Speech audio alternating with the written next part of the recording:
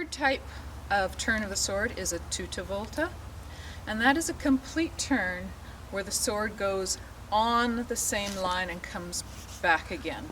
So looking at it from the front, a tutta volte, my sword's coming out from the right, doing a full circle and back again on the right. So with the mezzo volte, we changed lines.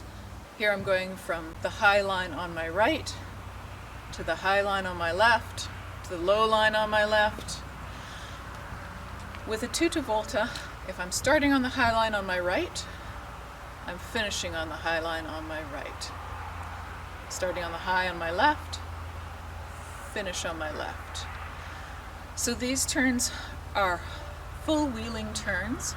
If I'm coming from a low guard, I'm coming up and back to here and here.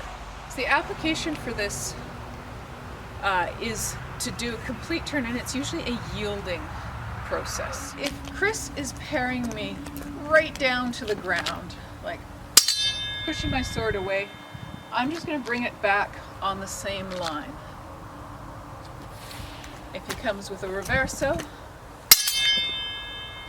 I come back on the same line. So I'm making this big wheel that is a yield. If he's found me, I can also yield here. So if he's pushing quite hard and coming through, I'm just going to let him.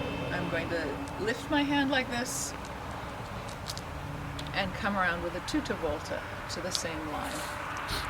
On the outside, he's pushing hard. I'm just yielding. I'm letting that push happen and coming around to the same line. And I can do this safely because he's pushing hard and he's putting that force in. If he were not pushing, if he had just found my sword here and I decided to yield, well, he would just come in and stab me in the arm. Same thing on the outside.